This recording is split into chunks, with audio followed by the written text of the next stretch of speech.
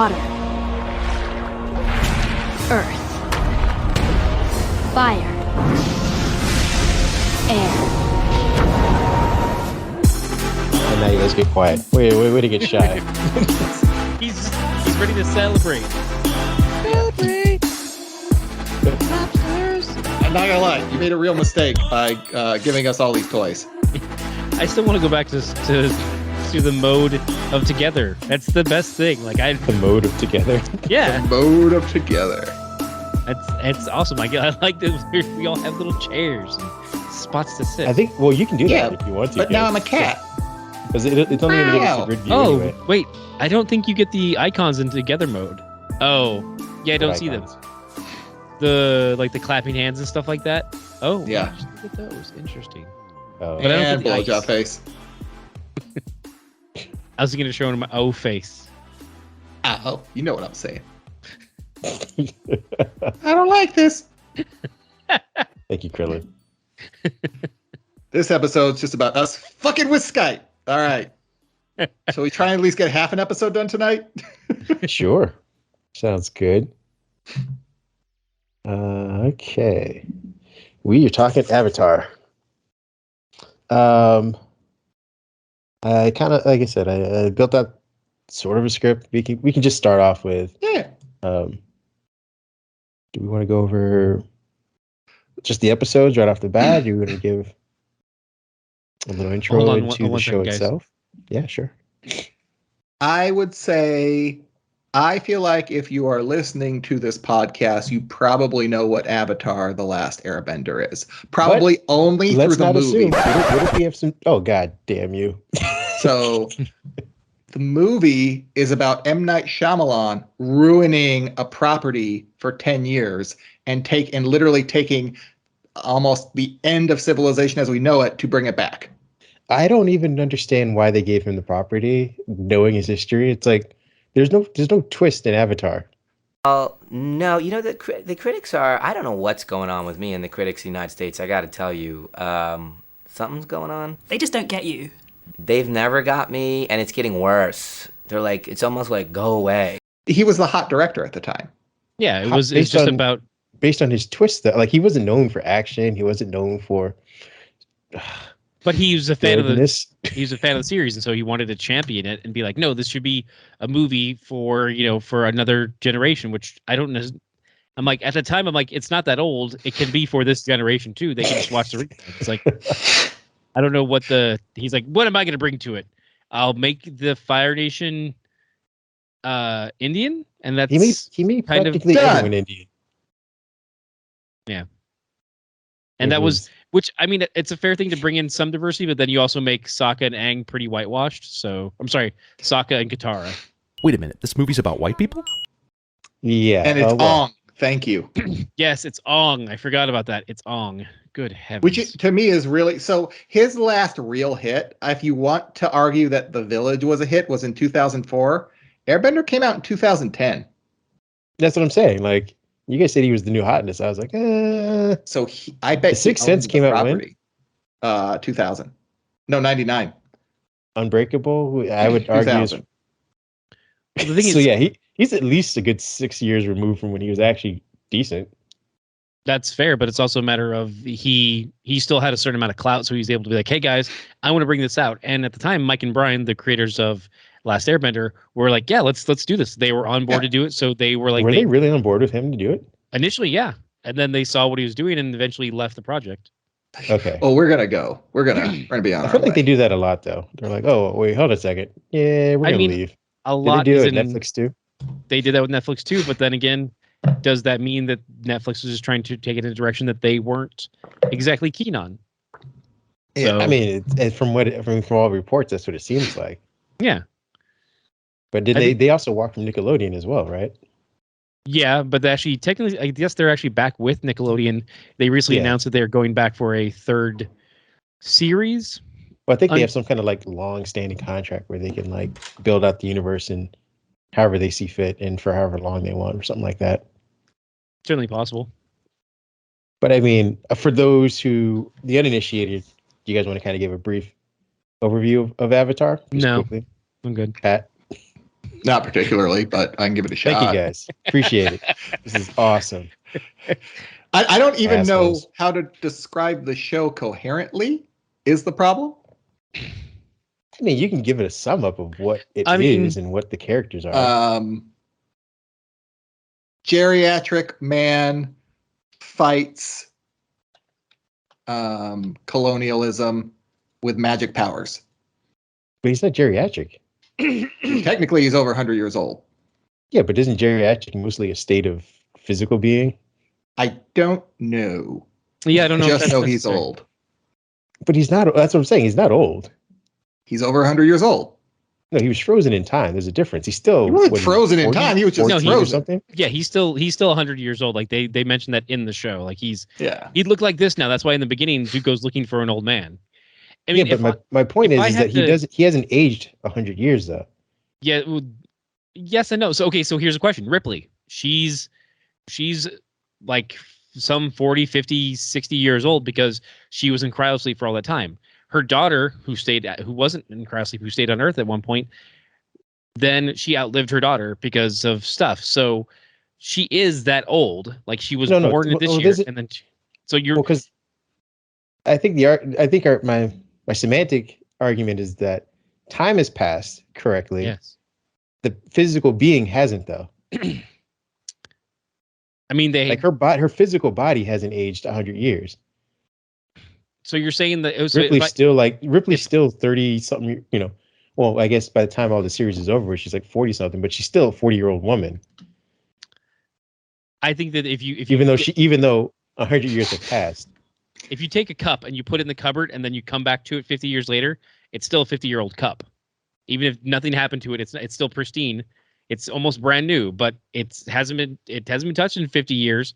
It's still a 50-year-old cup. It's just now it's still pristine and still fantastic. I don't know. Like how old is Captain America? Because Kareem, you've made a lot of jokes about him being old as shit too. So this goes against that argument. Well, no, Captain America was frozen just like Ant. That's what I'm saying. When the Marvel universe starts with him, or the Avengers universe starts essentially, he's 30 years old, I guess. When we get to Endgame, he's what? No, because he's just old enough to kind of join for the military when he gets he's boosted. Early 20s. Yeah, I'd say maybe even like 18, 19, because he was ready to join. My question is, how old is he? True. When he's in Avengers, according to your math, he's like 21, 22. 21, 22. Okay, and by Endgame, how old is he? By what part of Endgame? Okay, no, Infinity Wars. How old is he? Wait, 28, 29? Okay, so he's still the youngest out of all the Avengers, right? No, because he was born in 19. He's again. But he didn't live that 60 years though. I'd say by my definition and by that of Pat, he is some 100, 70 years old. Whereas as well as Bucky, who was in and out of cryosleep. So okay, Bucky's different though, because Bucky actually aged and lived throughout those years though. And but Bucky's technically still older. He didn't through all those years. But is Bucky older than Captain America because he keeps coming out of cryosleep? Is what I'm asking. So no, because they're born around the same age. Yeah, you're the one making that argument. That's your argument. Our argument is this: no, they're both 100 or like 80 or whatever it is. Okay, so if you were to put one 80-year-old next to Captain America, they would be the exact same person. Physically, no, that's not how. That's my argument. That's not how time and space work. That's my whole point, is that if you put a regular 80-year-old next to Captain America, they won't look the same. What if it's Jack LaLanne? They wouldn't look the same. But okay, so in season 1, you have him meet up with his old friend Boomy, and he's like, "Boomy, my old friend," and they meet up and they share memories of a time where they spent as kids running around doing things. And Boomy is much older physically, doesn't Boomy fill him in on the 100 years that he missed? So you're saying whoever I point to, that's the person I get to fight? Choose wisely. I choose you. Wrong choice.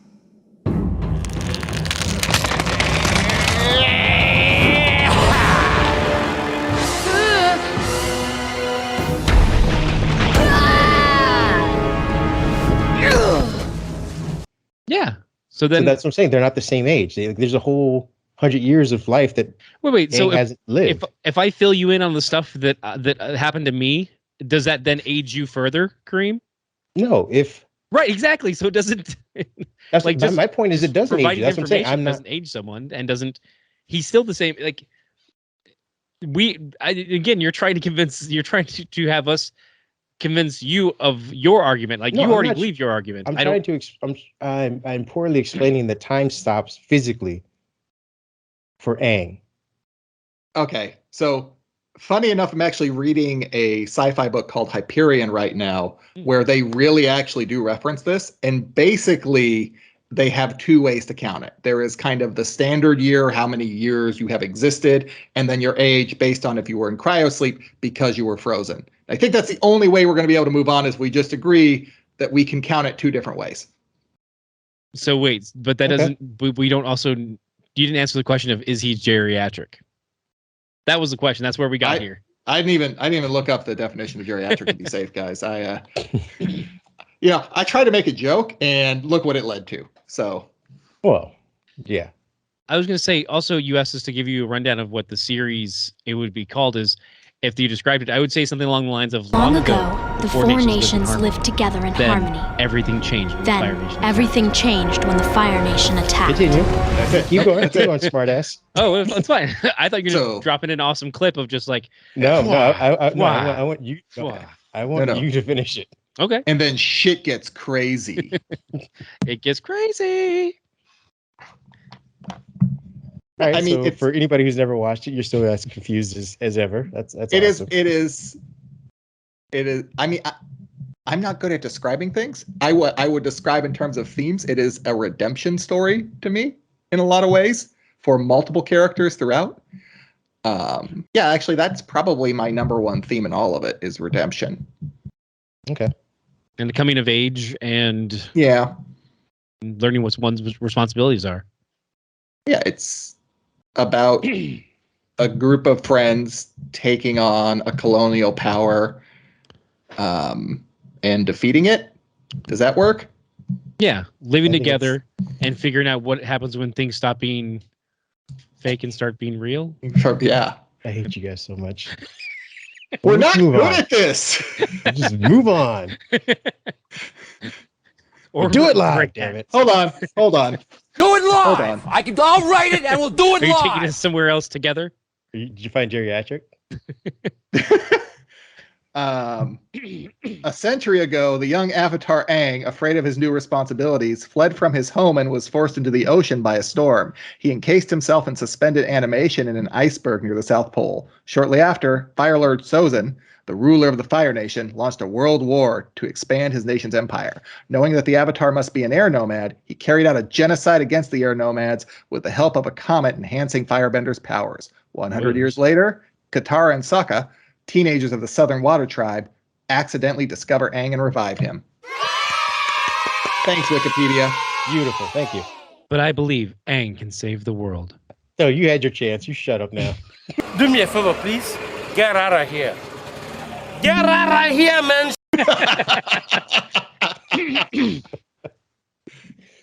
Which I guess it rolls us right into book one, which is water, I guess. Yeah. And I kind of like the way that they did the show as far as that's the delineation between like the books and the powers and what he kind of needs to learn and know, which kind of makes it interesting. I mean, we'll just kind of gloss over Legend of Korra where they, don't necessarily have to do that. Yeah. And you only get the 3 books because he already sort of, I guess, mastered one. Well, he was already an airbender. Yeah, So- he'd already, for the most part, mastered airbending between his knowledge and training, and then also with the pre-existing Avatar suit? knowledge. Yeah, the pre-existing knowledge that kind of filled him in on some stuff. He kind of had already mastered airbending to a degree. I think he still Yeah, I learns mean, he certain still learns aspects. stuff. Yeah, because there's still like the more spiritual side that he taps into throughout that throughout the whole series. And how old are we? Is Aang supposed to be? 107. He's like He's like technically 10, in the right? body of like 10 or 11-year-old, 10, right? 11, yeah. I Plus guess I asked the wrong question. Yeah, that was a mistake on your part. What does he physically look like, age-wise? I try not to do that Shut kind up, of thing. Dan. Creeper. Uh, Well, what? Katara's what? 13, Something like that, right? 13, 4. So he's like 12, maybe. Like, okay. All right. And that makes Wait a minute. Sokka like 14 or something, maybe. Yeah, because he's no, but isn't he the younger? I think Sokka's the older one, isn't he? Sokka is the older brother, I believe. Now you have me questioning it. This is good. I'm going This by is a good maturity, podcasting, folks. so- The silence while we search things online. Yes, we're doing well. Don't worry, we're just. I feel tossing like we're clips out of here and practice, guys. This is a there. Yeah, We're not here. We're gonna do it live. So do it live. Fucking thing sucks. Yes, he's like a tween, basically. Okay. We'll just call Either him way, a tween. we're dealing with kids, which is kind of Yeah. where I was leading into as far as like book one and kind of where the show starts off, and then over the entire course we start to see obviously their maturity plus the maturity of the writers plus the maturity of the subject matter. It's a really great evolution, I think, and one of note for not just this show but animation in general, where you get to see a progress. And not normally seen in animations where it's they kind of are stillborn or captured in a moment and just kind of repeat it over and over. For a lot of cartoons, they just kind of march episodes continuously. Like we talked about the X-Men, you don't really see the X-Men age over the course of the show, and there's only a few episodes where they kind of recall things that happened to them in the past. But each episode seems to just be kind of like, oh, this is a new thing, and the audience is kind of given like, oh, we'll just start over again. Whereas this show, yeah, go ahead, Ken or Pat. Oh, I was going to say one of the I think the best things about the show is you can tell they came in with at least the idea of a plan and an actual endpoint, but not such a nebulous endpoint that they could keep like extending. Like, well, we need to add 7 more seasons. Okay, well, like they definitely had. We can go about this much. We've got the plot and there's some bottle episodes here and there, but it's more character development even in those bottle episodes. And they have like a real plan that they can stick to. Well, yeah, and I think again that was evident by just them naming them after the books, because again there were only so many elements that he could learn. I mean, yes and no, because then they do. If you take into account the core stuff, it does start with air because she needs to learn air, but then it also does spirit and balance. So they were able to find ways to continue on the book formatting and still keep the theming on track too. Yeah, you're right. Very true. We kind of picked out just to kind of have a discussion some of our favorite episodes, and I don't know. And we picked out some from each book. Do you guys want to kind of go over at least your favorite episodes from book one, which is Water? Yeah, I mean, Pat, do you want to start us out? All right. The first episode I chose to discuss is the Jet episode called Jet. Fuck Jet. Jet sucks. I think that's going to be the name of this trash. episode. I'm going to read the synopsis real quick for those of you that may not remember what episode is. This is episode 10 of season 1. Yes, I would. Jet, why? Katara, you would too if you just stopped to think. Think about what the Fire Nation did to your mother. We can't let them do that to anyone else ever again. This isn't the answer. I want you to understand me, Katara. I thought your brother would understand, but... Where's Sokka? Katara.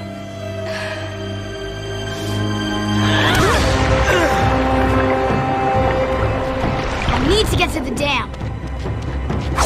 You're not going anywhere without your glider. Traveling by foot, Team Avatar accidentally stumbles into a Fire Nation camp. The soldiers immediately surround them, though the team is saved by Jet and his freedom fighters, and invited back to their treetop hideout. There, the team learns about the orphans living in the woods and fighting the Fire Nation soldiers who dare to set foot in the forest. So, I feel like there's a big theme in this particular episode about how it's not always so clean, good guys and bad guys. And I think that's something that's carried over through the entire show. The Fire Nation is obviously the big bad, but some of Jet's and Jet and his freedom fighters practices take on some of those colonial tendencies, let's say. I may not be using the correct terminology here, in which case I apologize. And Dixon, you can tell me to piss off. But yeah, white guy using colonial. That's never going to go wrong. But it's taking on the aspects of the oppressor in this scenario. And also, Jet just kind of sucks. It's kind of a liar. Pat and I had a conversation I like off mic about Jet being the Robin of this universe. Yes. Like Robin Sparkles from How I Met Your Mother? Or just like her. Having fun is what it's all about. Okay. Yep. No, Batman and Robin. First, I thought he was more Batman-esque, but we realized he was poor, so he becomes the Robin. Yeah. I literally have a Nightwing logo on my hat here, so I'm definitely gonna have to question. Like, I don't see how he's parents vigilante fighter. Yeah. I mean, that's not. I mean, if you're saying Robin Hood, but like a dark version, I'd give you that. But Robin is the lighter one of the. I mean, he's Jason Todd, if you want to say that, but he's not necessarily Robin. Whereas Robin, who's been played by numerous characters, is predominantly lighthearted and is there to balance out the grim and gritty Batman. So if you were to say he's Jason Todd, I'd give you that. But that would be the Robin. He hasn't killed anybody. I mean, he doesn't care. No, he doesn't care if he does, though. He tried to. He tried to kill people. In fact, and he was okay with what he called collaborators, them dying too. So he's okay with death. He's okay with taking lives. So Jet is, if you, like I said, if you want to call him Red Hood, I'm with you there. I mean, but Red Hood actually kills people. Jason Todd. Jet is willing to as well. Like just willing to and actually doing are two different things. He was, but the only thing that stopped him was Team Avatar. He was going to kill him. It wasn't like he had a change of heart. The only thing that stopped him was Sokka. Yeah. So, like, he attempted murder. He would be arrested on attempted murder. He attempted to murder. Yes. Fair enough. Now, he did attempt to murder an entire city or village which has more of a white-collar crime, so he probably just gets fined. Yeah, I mean, the worse the prison time, the less time you do. Yeah. All right. Ken, you want to do your first? Yeah, if I'm going for me, I'll jump over here. So I guess my first memorable episode of Airbender Book 1 would be The Warriors of Kyoshi. Show yourselves, cowards! Who are you? Where are the men who ambushed us? There were no men. We ambushed you. Now tell us, who are you and what are you doing here? Wait a second, there's no way a bunch of girls took us down. A bunch of girls, huh? The Unagi's gonna eat well tonight. No, don't hurt him! He didn't mean it. My brother's just an idiot sometimes. Right off the bat, I mean, we got an idea of who Sokka was and how he felt about the world. He's kind of a chauvinist and had his views. And then very early on, they're like, no, we're going to challenge that. You're going to meet the Warriors of Kyoshi and see how they see their role in the world and what they're going to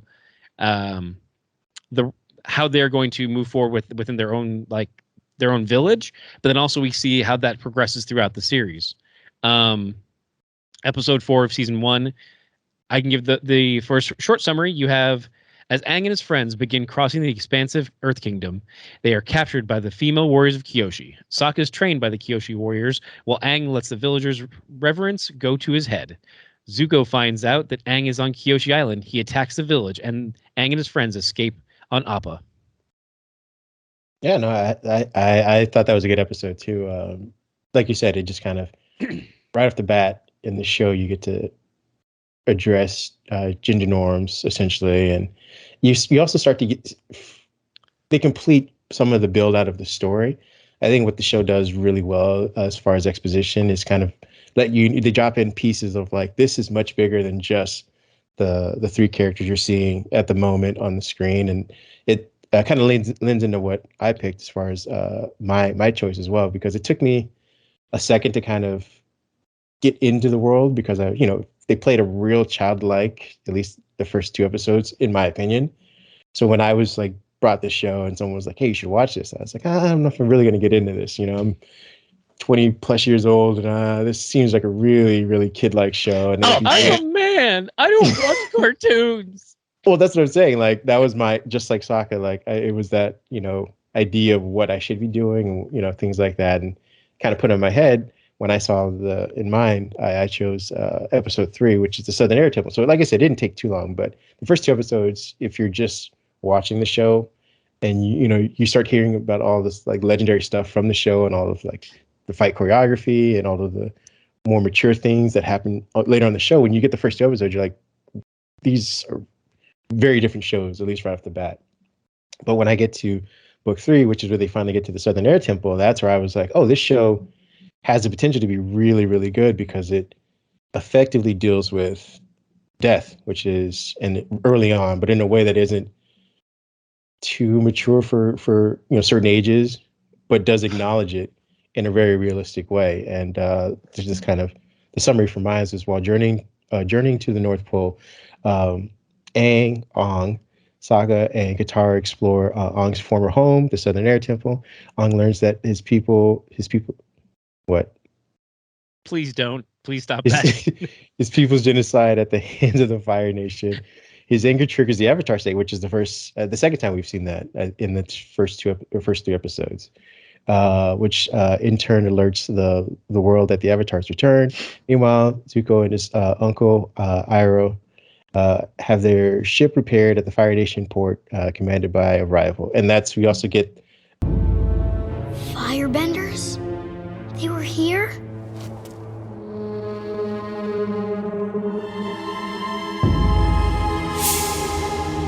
Gyatso.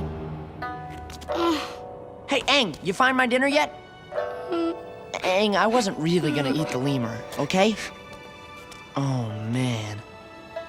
Come on, Aang. Everything will be all right. Let's get out of here. Commander Zhao, I think is how you say it. Zhao. And you have to start to see how they deal with politics as a power versus actual power, because the first couple episodes you see the Avatar and Katara kind of using their physical power, and you're like, oh, that's what this world is established. But the commander actually comes in and is very low voice. He he just does a lot of talking, which is more intimidating than just seeing what Aang can physically do as far as his airbending. So those are one of the things I found in that episode to be really enticing as far as continue to watch the show. Like, there's a lot going on here, and the writers did a great job in addressing that, I think. So episode 3 is really the one where you realize, because you're right, it's a kid's show, especially that first season, but episode 3 is where you kind of have the realization, oh, they're not gonna shy away from kind of harder topics, though. They're going to present them in a way that children should be able to understand, but they're not gonna dumb it down to the point to where it's meaningless for kids. If like you said, with death, like, they don't treat it as a joke, and they don't treat it like, oh, and they're all back. Like, he has to deal with the emotional toll of that, the decisions that he's made, and how he's going to move forward. But like you said, in such a way that a younger kid could understand what is happening. Yeah. And the episode isn't like super depressing. I mean, that section where he sees the tomb, essentially, that is very like gut wrenching, but I mean, there's still levity throughout the show, which is pretty awesome. Yeah. And then that is also a similar story to that. I was introducing Dixon to the show as well, and at the time I'm like, well, start from the beginning, because that's where you start, and it just didn't take hold for me. He's like, nah, I'm good. But then maybe upwards to a year later, his daughter was watching an episode that we'll get to later on, Sokka's Master, and he's like, wait, what show is this? This is really like, he really dug on that. And so it's like he went back and said, okay, let me see what this is. And he's like, oh no, he didn't give it the chance. He kind of dove into it more. He's like, okay, this is really good. And he borrowed my DVDs and stuff. So it does take like for some people, maybe 3 episodes to go like, okay, I see what the show is overall. It's not just the fun penguin sledding and, the airbender boy rolling around on a ball of air. There's more to it than that. And there's a very deep story there. Yeah. What was Life can't all be about penguin sledding. I haven't done this since I was a kid. You still are a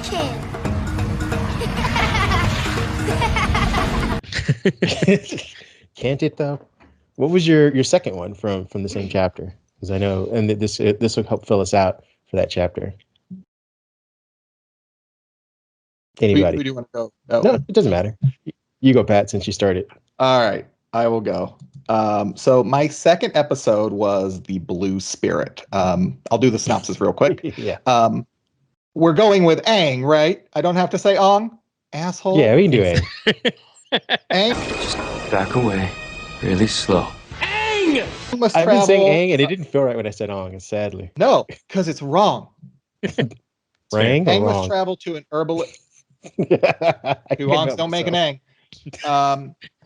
Aang must travel to an herbalist to retrieve a cure for the ill, Sokka and Katara. While returning to his friends, he is attacked and captured by the Yuyan archers, sent after him by the newly promoted Admiral Zhao. Ooh. A mysterious masked swordsman, the Blue Spirit, assists Aang in escaping his imprisonment.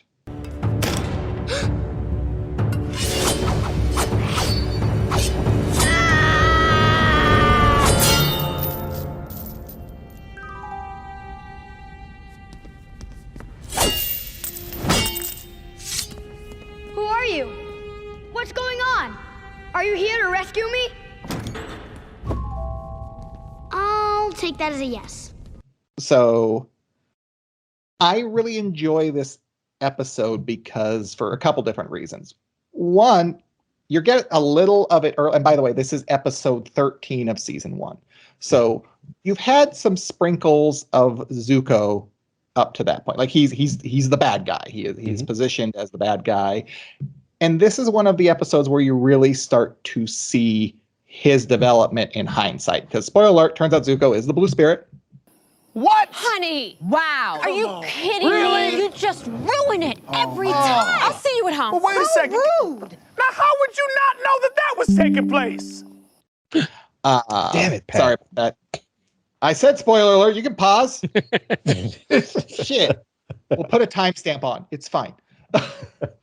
But it shows that he is a character that is not just going to be a one-dimensional, like, yeah, I'm upset because my dad doesn't like me and I'm evil. Like, no. Yeah, there's going to be- mustache twirling evil character. Yeah, and he sounded a little like Skeletor. A lot like Skeletor there. And it once again goes back to it shows that long-term planning. Like, hey, we have a story we want to tell. I look at things like the DC extended universe or Star Wars, at least the last trilogy, where it's, oh, we have a part of a story we may want to tell, but we really just want to make a movie in this universe, so let's kind of throw it out there. And there's not long-term planning involved to kind of put the seeds of where they want to go. You know, for better or worse, Marvel is very good at that. Sometimes they're ham-fisted with it. Sometimes it's all relegated to an after-credit scene. But they at least put that thought in there. And if you're going to build out something like this, if the plan is to continue the story beyond what you are currently doing, you do kind of have to think that through. I will also say, to me, it showed me that they were comfortable sticking to their guns with the story they were telling, as opposed to like, well, we need to have an out in case it gets canceled. Yeah. So. Totally agree. Good. It's interesting too, if you listen to, there's a podcast out there from Nickelodeon, and it's hosted by the voice actor for Zuko, Dante Bosco, as well as Janet Varney, the voice actress for the titular character of the second series. Korra, yeah. Korra. And they actually speak of how in the first inception of the story, when they were building it, it wasn't that Zuko was going to be redeemed. That wasn't in their very first draft. That wasn't from the get-go. They're like, wait till we get to this part because he's gonna be redeemed. But they also, like, to speaking to, like, they had plans, but they also saw where the story was taking them and where the characters were evolving and moving. And so that's more good storytelling and more knowing to kind of give everything space to grow if it needs it. And so that was another really good moment of like, oh, okay, you can see how a writer can be like, oh, maybe I had plans to go another way, but this seems more organic, or it feels like a better growth path for the character, and they went with it, and I appreciate that. I did not know that it wasn't initially planned, and that actually makes it more interesting because that means they didn't. It doesn't, like you said, bleh. It feels like a much more natural progression than like, oh, this character got popular, flip it and make him a good guy, done and done. Like the old comic book, like, well, Sabretooth's big, better make him an X-Man. He's murdered so many people. He forgot. Venom has literally eaten people's brains. Let's give him a movie. Yeah. Like, could we make him the hero of one of the largest crossover events in Marvel this year? Sounds great. Let's do it. Yeah, let's get on that, guys. Run it. money. But I will also say, Ken, being a Spider-Man fan, you have a very anti-Venom stance. So I appreciate Venom in small doses and in like the roles that I think are key for him. I'm also not the person who's going to be picking up every issue of, separation anxiety, funeral pyre, and all those, because I'm just like, no, I'm good. Like, he was great in certain stories, and he was great in like Maximum Carnage, but I'm not such a good story. But then again, I do also recognize too that there were great stories later on that I would have never really gotten to if I was like all of the Flash Thompson stuff has a lot of good moments. I should say there's a lot of good moments in the Flash Thompson stuff. Yeah. And Eddie Brock has his own story arc and he's come around, but there's definitely times where I'm like, I'm kind of good. Can we not have 5,000 symbiotes? Can we just get 2? It's the same kind of Kryptonian problem where it's like, once you have more that like, you're like, oh, look at here's an undiscovered Kryptonian. You're like, okay, there's Supergirl. And then here's his son. And then there's their dog. And then there's their horse and their cat. Like, okay. There's a whole other planet over there that we missed. Exactly. That's when we had this storyline, New Krypton. Yeah, and they all it's in a jar. Yeah. So it gets to be that was one thing I guess that was kind of nice about, at least we never stumbled upon like, oh, there's that one last airbender who's also out there. Like, no, that made the stakes higher because they stuck to that. Because like, no, like Fire Lord Ozai is an a-hole and he did atrocious things. He is not a redemption. Yeah, he's effective.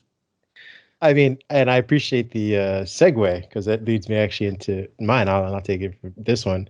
Oh, we gotta get Ken's. Hold on. I will. Yeah, but this worked in my favor as far as Ken saying like, they left things as they were and then trying to switch it. And mine was episode 20 of book 1, which is the Siege of the North Part 2.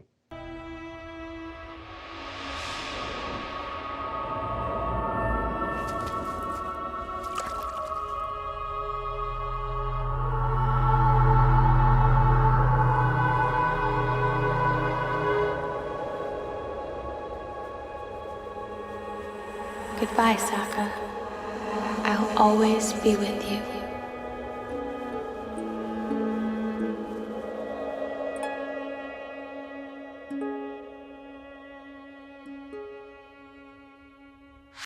And the reason why I chose this one was because, as Ken was kind of alluding to, things in this universe kind of stay, they are what they are. Like, you don't, there's a character who dies in this. I don't know. I guess it's not a spoiler or whatever. But she ends up becoming part of the spirit world, and she doesn't come back. Like, she's a very beloved character in the, I guess, 4 episodes that you see her, and they kill her off, and she remains dead throughout the show. And it's, to that point, like, they didn't try and redeem some people, but they did have an idea of the one person and how they were going to kind of map out that one thing to kind of, and it, like as Pat says, it was natural. The reason why his redemption works is because you see all the things he has to go through in order to get after Aang that just don't make sense to him. And he has his uncle Zuko, sorry. And he has his uncle constantly pointing out why it doesn't make sense. He quietly just says like, oh, what you're doing doesn't make sense. And he's like, I got to do it because of this. And then, well, that doesn't make sense. Or, I got to do it because of this. That doesn't make sense. And after a while, it's like, well, yeah, that really doesn't make sense. Why am I doing this? Yeah. And that actually brings me to my second memorable episode from season 1, which was the Siege of the North Part 2. And it's a great wrap up to the first season. The stuff where Aang is finally like later in the show, he gives into the Avatar state. He's like, no, like this, he feels the push from the spirits, and he's like, he needs to protect the Southern Water Tribe. I'm sorry, Northern Water Tribe. Yeah, Northern Water Tribe, and all he's learned when he's been studying with Qatar, and they've had that story in the previous episode, which was really good. But then also all the stuff that happens with Sokka and his love interest, and how, and then at one point, jumping back to the Qatar of it all, that Zuko thinks that he can take her in the middle of like a snowstorm. It's like, no, you are completely out of your element. Like, this is the absolute worst time, and he's like, I've got you. And she's like, you really don't. Bam, and just like just drops him. That's great. But also, it showed his resourcefulness, like him stealing the Avatar and using his fire breath to keep him alive. Like, everyone just is like firing all cylinders here. I mean, even though Zuko's doing bad things, he's still doing them very well. And you're like, he's, aside from trying to start a fight in a snowstorm, he was doing good. So I think part of that, when we're looking at Zuko's natural progression, is because he's relatable and that he's looking for his dad's acceptance. Like, all of this is based on him just wanting his dad to love him, which is a very, for a lot of people, that kind of like desire to have that parental stamp of approval is very easy to connect to. Hey, he's a Robbie Keane, if you will. Very much so. I do have a question about that episode, though, and I cannot remember her name off the top of my head. Yue? Princess Yue? Princess Yue. Was she fridged? For who?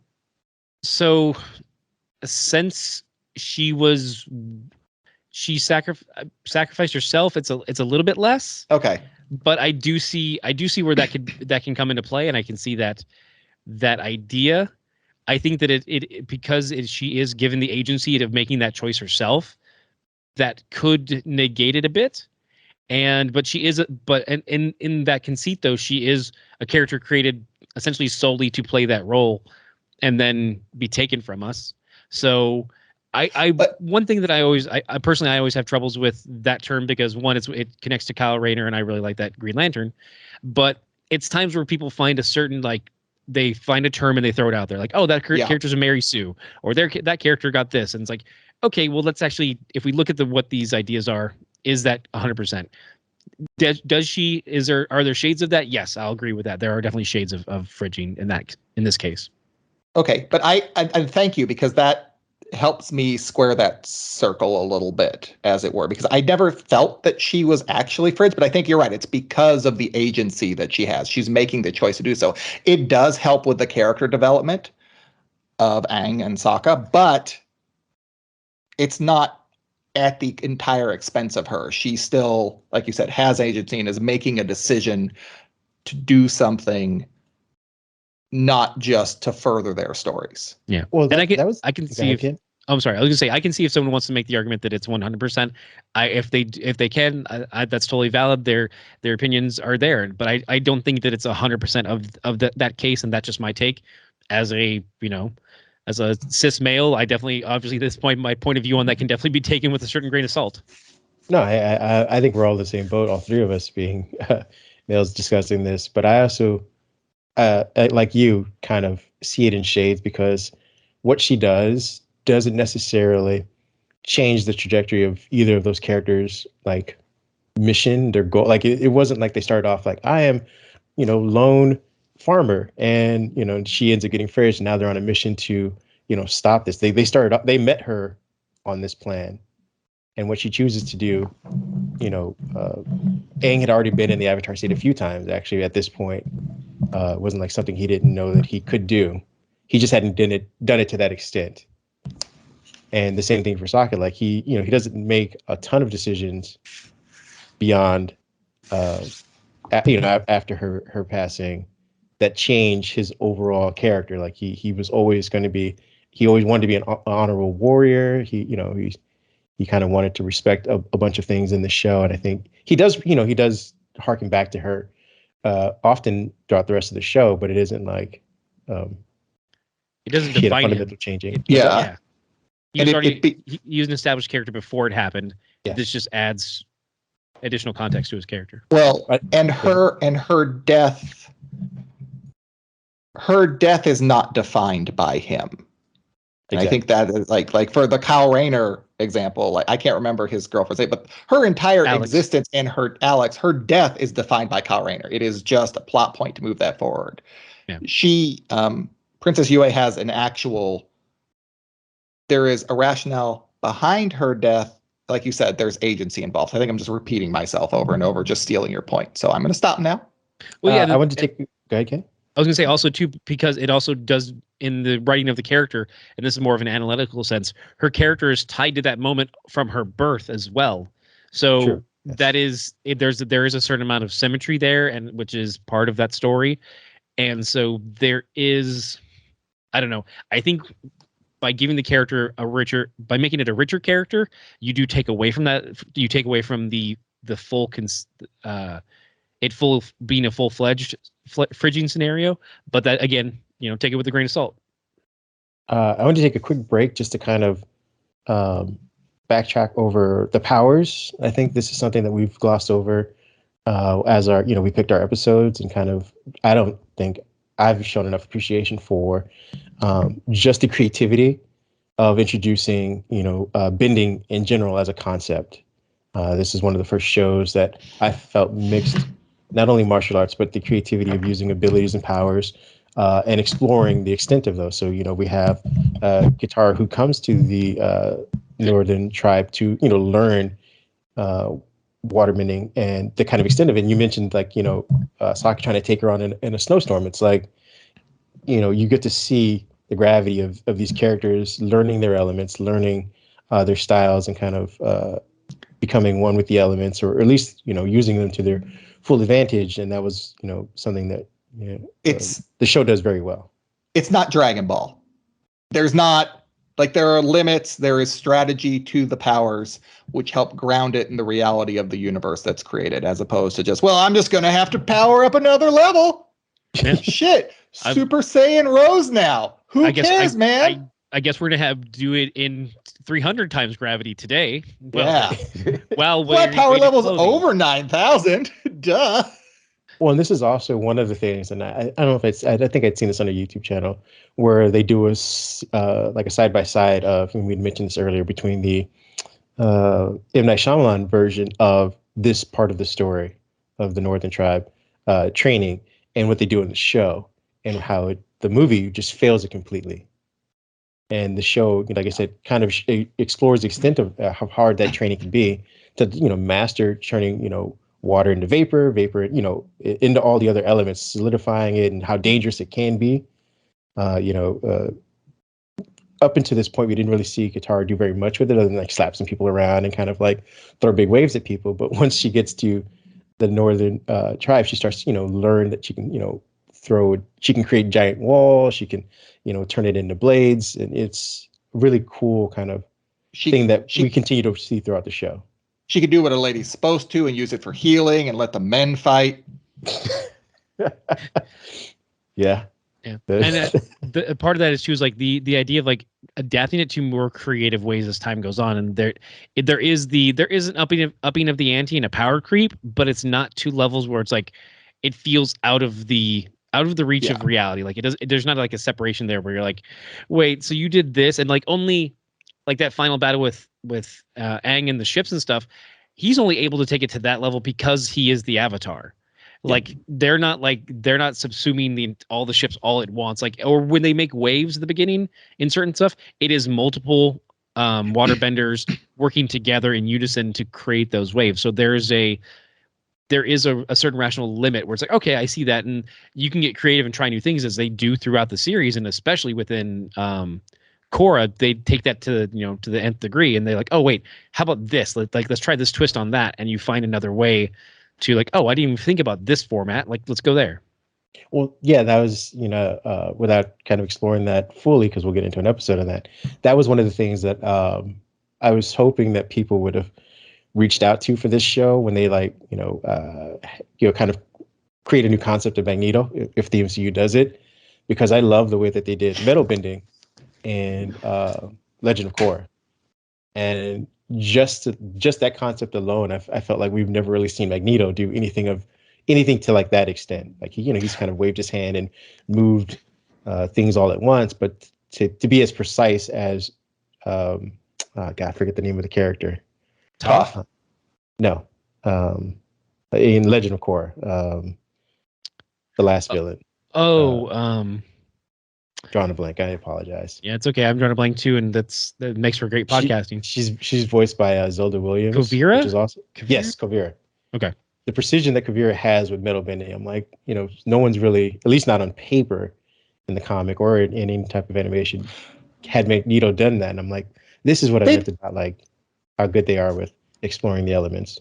I think in the comic they've done that, but they've also done like, it becomes, Magneto tends to become like, well, now he controls the north and south poles of magnetism and flips them, and the world explodes. And that's a Superman thing where he's like, I can fly backwards and reverse time. Like that's a little.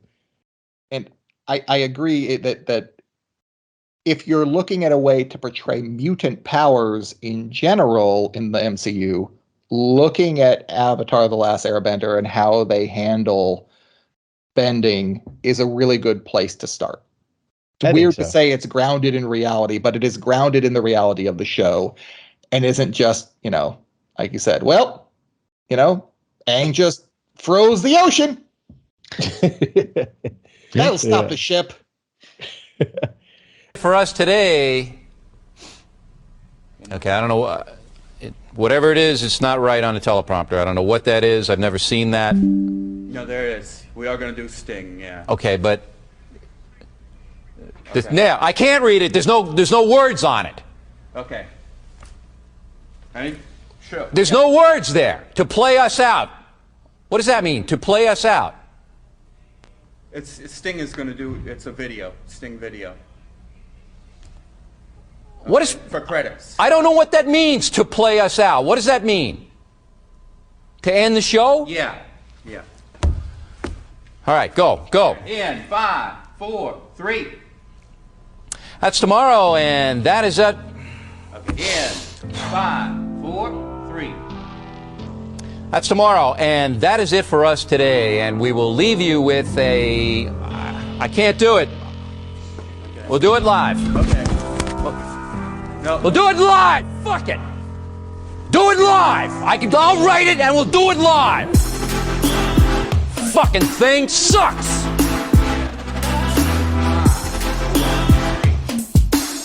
That's tomorrow, and that is it for us.